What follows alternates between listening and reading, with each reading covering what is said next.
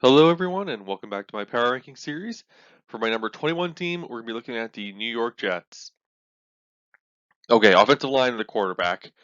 So, not too much movement here. They did most of their movement on this line within the last kind of 2 years. The only real big addition they did was Laken Tomlinson, who should be extremely familiar here. Is the exact same scheme he's been running with the Niners for the last few years. Sala was also there with him while he was running the scheme, while he's been very productive. So, getting him here was a very smart decision by this front office, and I think he feels a need immediately. It should be really easy for him to get back to that quality level of play again that he was showing last year.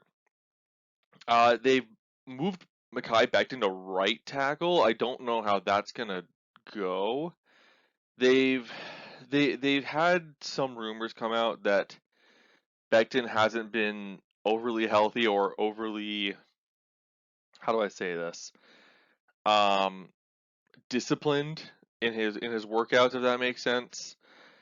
He has shown up out of shape a couple times apparently. I can't confirm or deny this. Every time I've kind of poked at it, I don't have anything what I believe to be enough to say that's for sure, but it is something of note that their relationship with him seems a little strained at the moment, and moving him to right tackle and Fant to left is just an interesting development that's happened here. It's just something to keep in mind. We'll see how that goes. They brought back Connor McGovern. I think that's totally fine. He's totally a plug-and-play center. He's just ready to go, familiar with the system. Waiver claiming Nate Herbig here, actually, I think is a very smart idea. I wasn't overly happy with the depth I saw, so when I did see that they claimed Nate Herbig, that did help them out a little bit. That does make me a little more comfortable if any of those interior guys do get hurt, that Herbig can at least give you some serviceable play. Now for the quarterback, only one I want to talk about is Zach Wilson, who Zach had a lot of struggles early on last year. He was still my quarterback too in that draft class. I was on him in December, but I did say that I think he needs a little bit time to get adjusted to the NFL first, especially if you don't have enough around him or a very solid situation for him to start in. And I didn't think the Jets were quite ready yet. And I believe that did show last year from what I saw, especially when he versed the Patriots. I know Bill Belichick's got a massive history against young quarterbacks, especially rookie quarterbacks, and just utterly dominating them, giving them so many different defensive looks. So this is going to be a big year for Zach. I'm not expecting like insane quality play immediately. What I would want to see out of Zach Wilson this year is a combination of comfort and competency. That's all. I don't want to see. I would not expect to see what we saw at Justin Herbert immediately, where he's pushing the ball downfield. He's making the insane plays out of structure. The only things I am looking for this year as Zach Wilson is competency and composure. That's it. I just want him to be completely comfortable in the pocket, comfortable looking downfield, the avoiding of pressure, going through his reads, and just taking what is given to him. We know he can do the stuff out of structure and the stuff to push the ball downfield. I want to see the more basic stuff first. If I'm here looking at the Jets talking about what their future outlook is, I need to see that he is okay with what we have given him before we start making some kind of judgments on what he is as a quarterback or what we are as a team. And that's what I'd be looking for this season. All right, backfield and receivers. They've done much better here this season. They did get Corey Davis last season. I'll start there, who I thought was a definitely good pickup. He can be your prototypical, X wide receiver, sits on the boundary, runs the routes, big enough body, good back shoulder ability, like tons of stuff like that. I think he offers that. It's this kind of stuff they were hoping for in Denzel Mims, which just hasn't happened. So to get Corey Davis here at the price they got him, I thought was an extremely good buy last year. They also drafted Elijah Moore last year. I thought that was pretty solid. They brought back Braxton Berrios, who had a productive year last year, and I guess him and Moore are going to kind of take some rotational looks in the slot, earn some gadget roles. Berrios is extremely solid as a slot guy, so it wasn't overly expensive for them to bring him back. I'm totally fine with the move. I don't think it knocks them at all, even if it does take more off the field a little bit more often. I think it was completely fine. I did mention Mims earlier. I don't know when it's going to click for him or if it will. It just seems to be not going well between him and the Jets. They even talked about how much they preferred Keelan Cole last year over him. And no knock on Cole. Cole's actually a very solid wide receiver. But when you're talking about a young guy developing, if he can't at least meet the expectation that a veteran has been setting, and a veteran who's just not a high end superstar, if he can't meet that expectation by the time was it like year 2 or 3, right? That's when you start having some questions. So we'll see how they deploy Mims this year, or if they deploy him at all. I'd be looking for him to be maybe a trade day, like a trade day kind of candidate for a quick flip move. I wouldn't be overly surprised at a cut, but I'd probably look to flip him first if I was them. Big name at the wide receiver position, Garrett Wilson. I don't know how they managed to get the best wide receiver in the class as the second wide receiver off the board. Atlanta really has been making questionable moves ever since I've done their video. I was kind of poking at them for basically having a bunch of like these taller, slower wide receivers they're unable to separate, and they've just tripled down on that since then. I mean, converting Felipe Franks to wide receiver slash tight end is a interesting decision to make. But regardless, them drafting Drake London over Garrett Wilson made this super easy for the Jets. This isn't a slam dunk pick. I think Garrett Wilson's ceiling is incredibly high if you're picking a wide receiver here.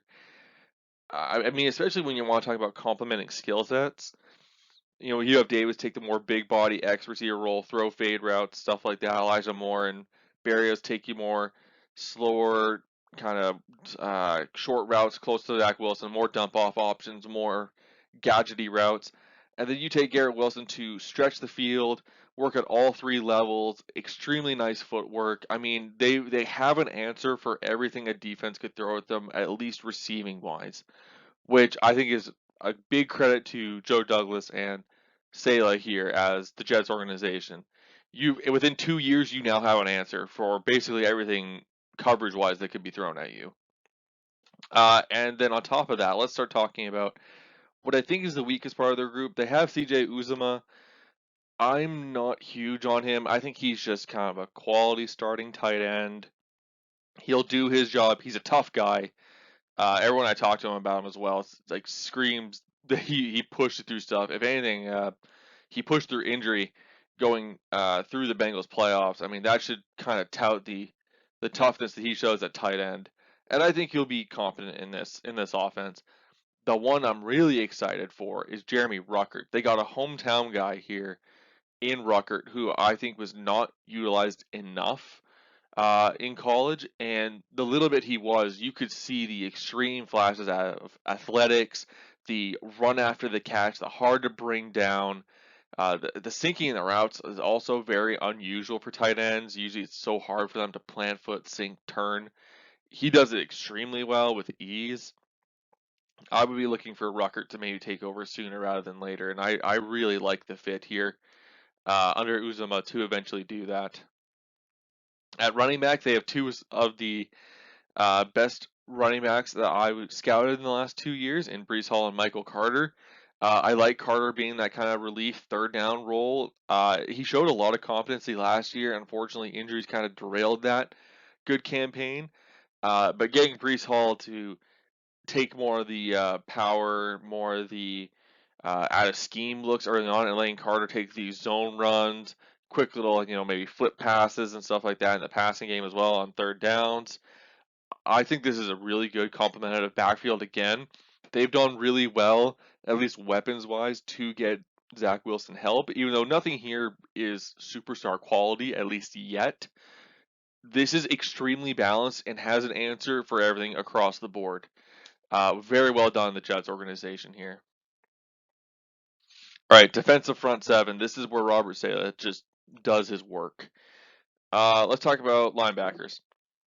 They have Williams, who actually showed pretty good coverage ability last year. He seems really comfortable here. He's with I think it's his cousin, if I remember correctly, and Quinnen on the D line, who we'll get to in a bit. But I really do like Williams at linebacker. I think bringing him back for almost nothing was a smart idea. He's a small linebacker. He's only out on passing downs, which is why you have a big guy like C.J. Mosley in the middle who can cover, who is bigger, not afraid to gauge and run. He's a leader of this defense. He's finally back here after injury and then COVID season. It's like, okay, now we get to see what we have in Mosley. So I'm glad that he's back. I'm glad that he's going to be kind of filling in Fred Warner's role, if you're familiar with that role in the Niners. Even though Mosley, I believe, is a little bit bigger, but not by much. We're talking about 5, 8 pounds here. So I do like that complement of linebackers, but their depth after them is a little rough. I mean, they have a couple converted safeties in Nazrul Dean and Shearwood that I like. I like Shearwood more, but again, we're talking some lighter guys here. No one really with any amount of size to help stop the run. So we'll see how that depth hurts or doesn't hurt them at all. Now, there's Franklin Myers. He plays the prototypical Leo role. There is the Leo role in most of these 4-3 cover 3 defenses, but Franklin Myers is the original kind of Leo position where Michael Bennett made his money. Bigger guy, they'll kind of power off the edge, push the pocket, but you can kick them inside to go play against the guard instead, and bring out a lighter guy on the edge, and basically you don't have to sacrifice much run defense to get more pressure on the inside if you can get a guy who can do that. And that's what Franklin Myers does. Actually, extending him for the money they actually got to extend him for was not bad at all. And I think last year showed that he is very productive in that role. And it was a role Salem needed to make his defense work. We saw it with Ark Armstead that they prioritized him over Buckner. It was basically they looked at it and said, is there an ability for us to replace this role? And they said it's much harder to replace that than it is to replace a fraction of what we can get for Buckner's role. That was their decision. I mean, you can argue which one is more valued. I think Buckner's the better player, but that was their decision. I can see their decision making on it. So to extend Franklin Myers, they finally found someone who can do it here. I think that's totally a fine choice. Now, also on edge, they brought in a couple more guys, and more guys I like too. Carl Lawson, I'd keep him out there only on pass rush downs. He does seem to have there is an injury history there, and some fragility. However, if you only can like limit him to like 500 snaps on defense, and they're all pass rushing snaps, you will get an elite pass rusher out of him. However, if you keep him out there for that thousand down snaps, facing against the run, I will guarantee he's going to be hurt again. It's just kind of how his body works. Now, thankfully, they've done really well here to bring in other guys. I really like Michael Clemens. I thought he was an extremely undervalued edge from what I saw, and even if you're coming out where Franklin Myers is taking the Leo, he's taking the spot over the guard. You have Jermaine Johnson on one side, and it's a rundown. You don't want Lawson out there. I think bringing out Michael Clemens earlier rather than later is not a bad idea. I really like what I saw. I think he was probably worth a late third to early fourth. So I think getting him where they did was completely fine value. I liked what I saw out of Texas A&M. Now, the more highly touted prospect from Florida State, Jermaine Johnson, the second here, he is explosive. He is one of the most deadly spin moves on the edge I have seen out of a prospect in recent era. And I mean deadly. I mean it is violent when he does bring it out. Poor tackles just don't know how to deal with it most of the time. It showed at the Senior Bowl too, with a lot of high-end prospects that he was just beating like a drum. His tape didn't overly support that idea early on, but it looks like he started to pick up some steam a little later on. At the very least, I think you're getting a good run defender in Jermaine Johnson. So regardless, I think they picked up some quality rookies on the edge that I think will be productive and can rotate in at almost any moment they want. So very well done there on the Jets. On the interior, Rankins is on his last year of his little short 2-year contract here. He provides some interior pass rush, but he's been up and down on his productivity. His time with the Saints seems to be kind of dipping down now, where he was really productive. So just a little iffy. The big prize here, Quinnen Williams. I mean, he hasn't had, I guess, what people would say is like the prototypical breakout for an IDL, but I mean, he's so close for me. I love watching his film. I think he plays with extreme amount of power and discipline. He has definitely learned in his time here. The Jets seem to have a good history of getting these kind of interior defensive guys to develop here. I will give the organization credit for that. But I think this is a kind of player that you say this is a success in the first round. We want to extend him. We want to keep him here. He's going to help set the precedent for every other draft pick we have coming in and set a tempo for the defense. Now, unfortunately, you lost your nose tackle in Fatukasi, which I think is going to hurt more than what they've let on. I think Fatukasi's very stout run defensive role at the nose, sitting over the center, did help more than they've let on. So we'll see how it comes out. I mean, at least switching to this 4-3 cover 3 defense, the nose tackle isn't used as often if you don't come out in like 3-3-5 or some kind of odd looks in nickel. I mean, there's some chances that it isn't that big a deal, but we'll see how they adjust to it. You might see a slight adjustment on what they come out in now on defense, but I don't necessarily think that's a bad thing. I think it's more about let's wait and see how Salah works it kind of thing. Defensive backs. Okay, so lots of retooling here. Joyner is slated to take the starting role. He fits the free safety role much better than the nickel role that he was trying to be shoved in by the Rams and Raiders a couple years ago. He fits this free safety role much better. They do have Ashton Davis, who I did like. Um, I'm not sure what's going on there. Davis seems to be kind of just taking a slower time to get ready, which is okay. It's just it's been 2 years. We need to see something sooner rather than later. They brought in Jordan Whitehead to play the kind of box safety role here. I think that's completely fine. He's a fine player. They didn't overpay him at all. I just expect quality out of him. He'll feel exactly what they paid for. Slot. I actually really like Michael Carter in the slot, which is ironic because they drafted both Michael Carters the same year.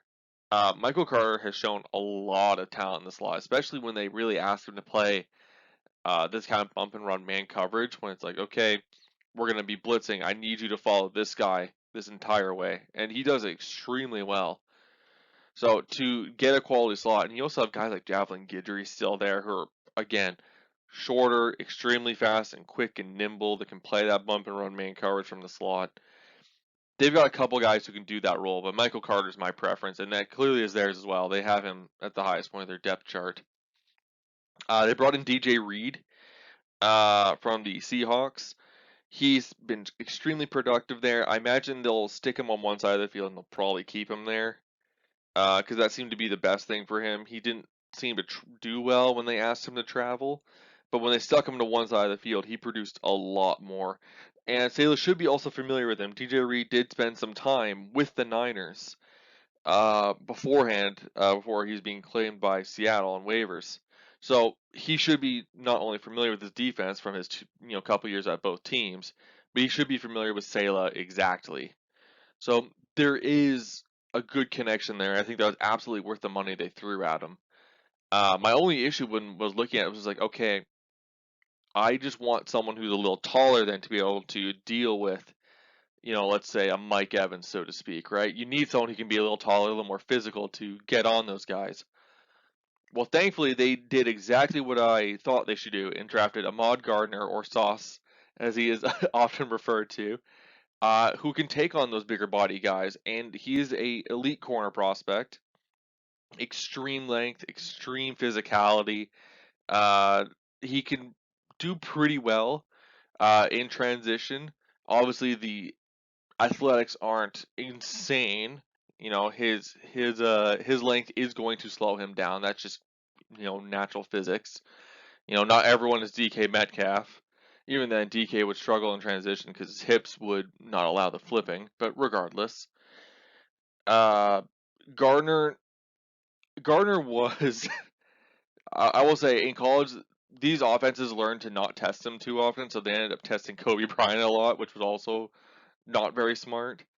But the few times they did try to test him, he showed an exceptional ability to break on balls as well, which I was not expecting when I first watched this tape. So I think for the Jets to get him in what is going to be, especially now with the moves that the Dolphins have made, even the Patriots have made some moves, to get him into this division to take away some of those options, I think was the absolute smart thing to do. I think it has become not a want but a need now to load up a corner in this division. Special teams and coaching. Okay, pretty good special teamers. I love that they picked up Greg Zerline. Braden Mann's been just a fine punter. I don't think there's anything overly special there. For actually coordination, they've just been pretty somewhere in the middle, often sitting somewhere between 22 and 18 for me is often where they sit ranking wise. So I expect they'll be productive again. Offensive coordinator. This guy has been really highly touted as being related to the Green Bay head coach in LaFleur. You want to see some stuff out of Mike. It's kind of shut up, make or shut up time for him, right? It's he's got all the weapons one could ask for, and he's got a quarterback that has the intangibles to make this offense elite. So really nothing should be holding him back. There's a couple scenarios which I could see you maybe give him another, okay, maybe we'll wait and see again. Not really have any judgment against him again type of year. But it has to be a super specific and unfortunate year for that to be the answer. Defensive coordinator, I think, is fine, but we know Saleh probably will be implementing his scheme, so more or less it'll be him. Ulbrich here is more or less trying to organize when and where and keep the defense just system going, more or less. So he's not being stressed out too much here. I don't hold too much against him, but he seems to be performing his role admirably well. Saleh's really the biggest question mark for me here. He's a good guy. He's been really highly touted by most front offices. I need to see the elite level of thinking that has made a lot of these head coaches what they are, right? When you watch the Carroll era, when you watch Sean Payton, when you watch Bill Belichick, when you watch when these guys are at their peaks, and you're wondering why they've were able to do what they do, it's the level of thinking and schematic, especially on defense, for two of those guys in particular. The ability to constantly adapt and flip stuff around or plug and play with guys that normally would not be highly touted is an extreme need for high-end coaching here, which I just didn't see last year from Robert Saleh. Now, to be fair, he's only had 1 year. He really hasn't had enough time to grow. Not to mention they still had to get rid of some of the old stuff and bring new stuff in. So he still has some time to show that, but my hesitancy mostly on this team relies on I need to see a little more out of Saleh first before I know what this team is. Also, this team is very young and up and coming. So while yes, I like basically most of this team across the board, I do have to be logical that this team is very new, not only just to the league, but some of these guys are new to each other. They have not played on either this style of defense before or are coming in from a long stint with another team. So chemistry is not there quite yet. It's going to be it could be a rough year to start for the New York Jets, and don't be surprised about it, but don't hold it against them. I do think they can get it somewhat together later down the road, and I think maybe next year is their year. Now they could, make me look dumb here, and it all clicks immediately. There are instances of that, hence the Bengals who just went to the Super Bowl where they brought in a bunch of guys, their rookies finally had it all click for them, like immediately, and it just everything goes, everything fires all at once. The Jets could feasibly do that. I would not bet on it. I'd rather pump the brakes a little bit and just let them do their thing. So overall, Jets super young and new team, very fun on paper. They spent big in free agency in the draft. They were all over the board. I know they're very fun for fans as well. Tons of pieces that I do like here, and guys I think that were brought in, I do think will perform once they kind of get chemistry and finally bind together. I just need this coaching staff and the team to show that they have that chemistry and that they can prove their quality. With that being said, I hope you enjoyed the video, and I hope I'll see you all next time. Later.